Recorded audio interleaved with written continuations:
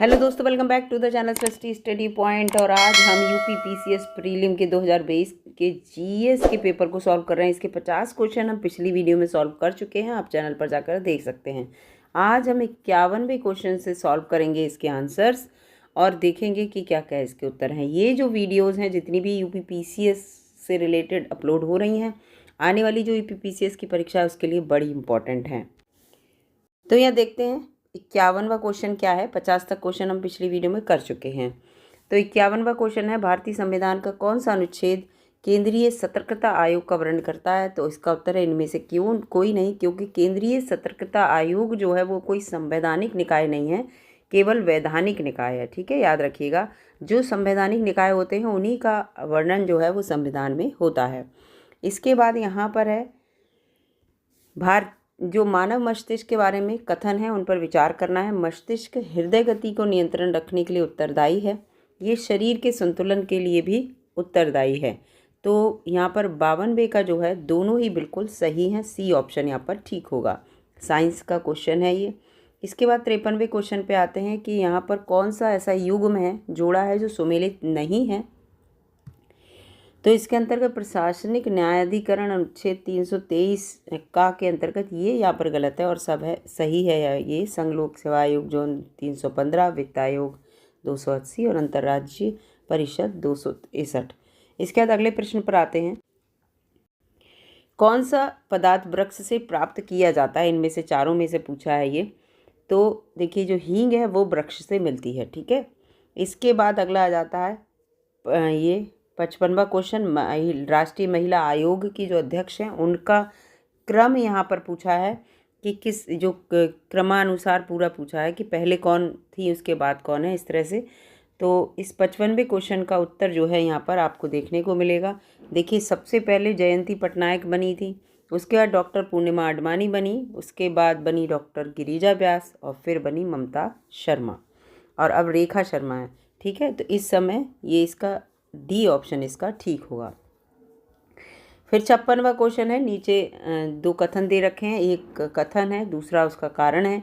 तो सुक्रोज की अपेक्षा प्रतीप शर्करा अधिक मधुर होती है और यानी कि इन्वर्ट शुगर जो है वो ज़्यादा मीठी होती है।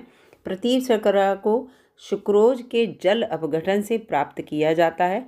तो इसके अंतर्गत जो है दोनों ही ये सही हैं, लेकिन ये व्याख्या इसकी नहीं कर रहा है, ये होगा। ठीक है, इसका बी ऑप्शन यहाँ पर होगा। इसके बाद 57वां क्वेश्चन यहाँ पर है, भारतीय संविधान का अनुच्छेद 371 यहाँ जो है के अंतर्गत देश के किस क्षेत्र को विशेष स्थिति प्रदान की गई है। यानी कि 371 जे की बात हो रही है, यहाँ पर दिख रहा है आपको। तो ये जो है हैदराबाद और कर्नाटक, इनको विशेष स्थिति प्रदान की गई है। बी ऑप्शन ये इसमें है। इसके बाद यहाँ पर आ जाते हैं 58वां क्वेश्चन, सूची 1 से सूची 2 को मिलान करना है और कूट बताना है कौन सा इसमें सही है।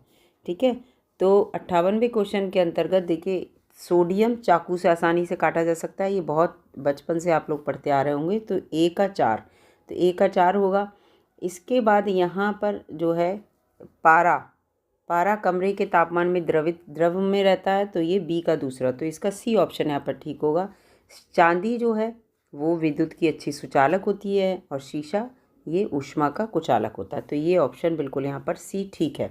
इसके बाद 59 क्वेश्चन है कि सही सुमेलित इसमें कौन सा नहीं है। भाग पूछे संविधान के 59th, तो 59th में जो है भारत का महान्यायवादी, ये जो भाग 13 में 13 के अंतर्गत ये इसमें गलत दे रखा है और सब इसमें सही है। इसके बाद कौन सा कृत्रिम पदार्थ नहीं है ये पूछा 60वां क्वेश्चन। तो फाइब्रोइन जो है वो कृत्रिम पदार्थ नहीं है। ठीक है, और ये नियोप्रीन और लेक्सॉन और टेफ्लॉन ये सब कृत्रिम पदार्थ हैं। भारतीय संसद की सबसे बड़ी समिति कौन सी है भारतीय संसद के अकॉर्डिंग। तो जो प्राक्कलन समिति है ये सबसे बड़ी समिति है। 62वां क्वेश्चन है, सूची 1 से 2 को मिलाना है, फिर कूट बताना है कि ये देखिए पूरा इसमें मिलान करना है सूचियों को। ये पदार्थ है और इसका प्रयोग कहाँ होता है, इसको लेकर है 62वां क्वेश्चन। तो ये नीलत होता जो है वो कवकनाशी है। ठीक है, इसके बाद यहाँ पर देखते हैं और ये योसिन जो है वो लाल स्याही होती है, जो बायो पढ़े होंगे उन्हें पता होगा। तो दूसरा तीसरा इसका सही है, यानी कि सिल्वर आयोडाइज जो है वो कृत्रिम वर्षा के लिए है, जिंक फॉस्फेट जो है वो यहाँ पर कृंतकनाशी है। तो इसका तीसरा ऑप्शन 2, 3, 1, 4 ये ऑप्शन ठीक है। इसके बाद भारतीय संविधान का कौन सा अनुच्छेद नागरिकता से संबंधित है? देखिए संविधान से कितने अनुच्छेद और भाग से क्वेश्चन आए हुए हैं, इसमें कौन सा अनुच्छेद नागरिकता से संबंधित है? तो 63 का क्वेश्चन जो होगा वो 5 से 11 जो होते हैं वो नागरिकता से रिलेटेड हैं। इसका नीति आयोग के द्वारा दिसंबर 2019 में जारी की गई सतत विकास लक्ष्यों भारत सूचकांक 19-20 पर जारी रिपोर्ट के अनुसार उत्तर प्रदेश को निम्नलिखित वर्गों में से किसमें वर्गीकृत किया गया है? उस समय का करंट का क्वेश्चन है। तो ये अच्छा प्रदर्शन परफॉर्मर के रूप में इसे वर्गीकृत किया गया है। 65वां क्वेश्चन कथन और कारण से रिलेटेड फिर है। भारतीय राजनीति व्यवस्था की प्रकृति में निरंतरता एवं परिवर्तन के तत्व मूर्त रूप में पाए जाते हैं। भारतीय राजनीतिक व्यवस्था में निम्न राजनीतिक कार्यशैलियों जैसे आधुनिक शैली, परंपरागत शैली और संत शैली के तत्व समाहित हैं। तो इसका जो है दोनों ही सही हैं और दोनों ही व्याख्या भी कर रहे हैं इसके अकॉर्डिंग। फिर है 66वां क्वेश्चन कि नगरों में से उत्तर प्रदेश के निम्नलिखित नगरों में से विरासत शहर विकास एवं वृद्धि योजना जो हृदय योजना थी के अंतर्गत शामिल किया गया या क्या गए हैं, कौन कौन से किए गए हैं 66 के अंतर्गत? तो इसमें वाराणसी और मथुरा को जो है इसमें शामिल किया गया। पहला और दूसरा ऑप्शन इसका ठीक है। राज्यों में मुख्यमंत्री सहित मंत्रिपरिषद के मंत्रियों की न्यूनतम संख्या क्या हो सकती है? राज्यों में पूछा गया है तो 12 हो सकती है। ठीक है, न्यूनतम पूछे, कम से कम 12 होने चाहिए। इसके बाद प्रजनन के प्रतिस्थापन स्तर तक पहुंचने के लिए जनसंख्या की कुल प्रजनन दर क्या होनी चाहिए? तो ये जो है 2.1 होनी चाहिए। भारत के सर्वोच्च न्यायालय ने संविधान के आधारभूत ढांचे के सिद्धांत को स्पष्ट कब किया था?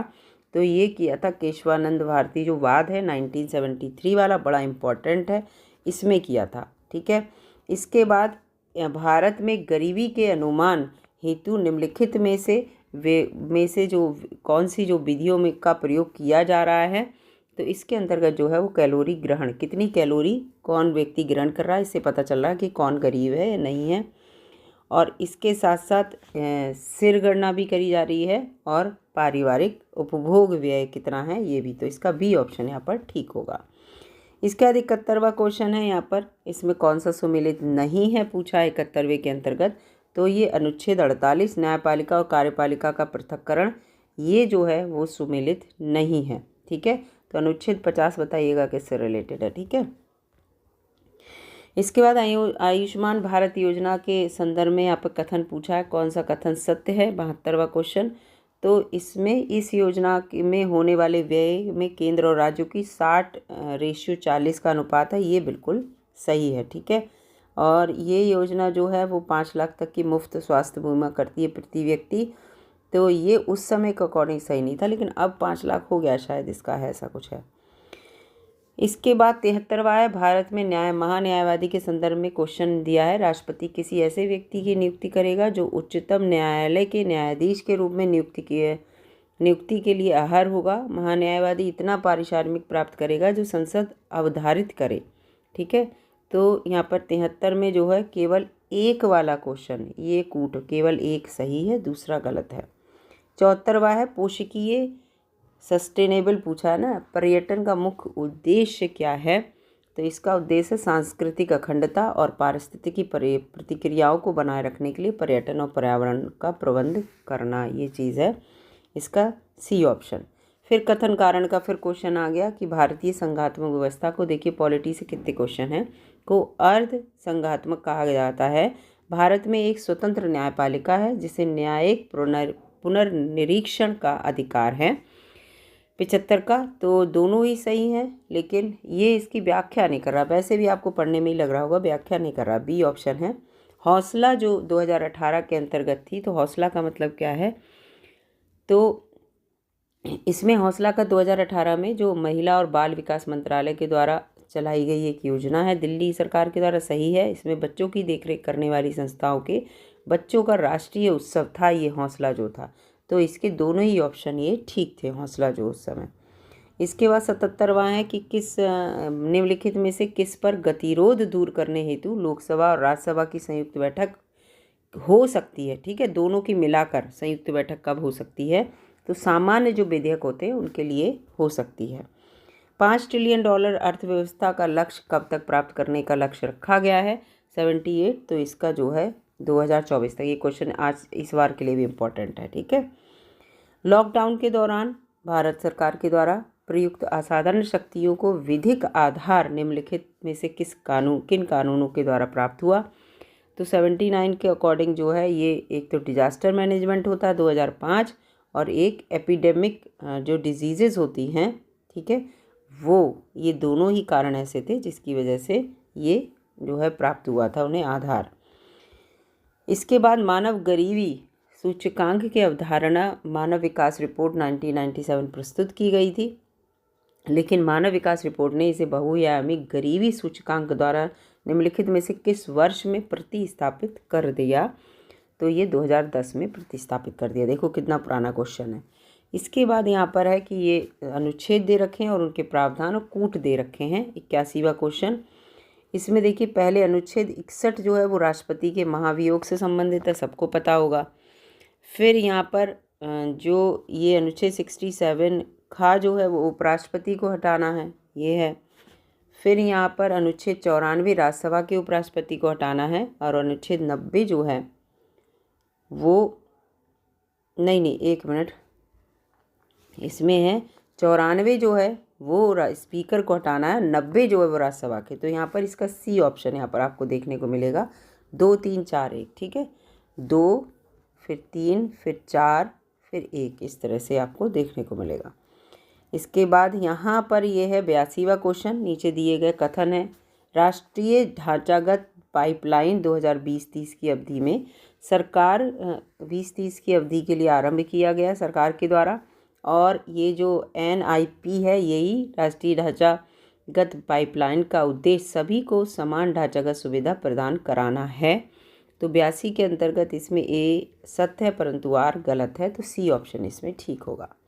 इसके बाद भारतीय संविधान सभा ने निम्नलिखित में से किस तिथि को राष्ट्रीय ध्वज को अपनाया था? बड़ा कॉमन क्वेश्चन और इम्पोर्टेंट क्वेश्चन है, 22 जुलाई 1948 को। ठीक है, इसका 83 का D ऑप्शन होगा। इसके बाद यहाँ पर आ जाते हैं, ये पूरा ये क्वेश्चन हो गया।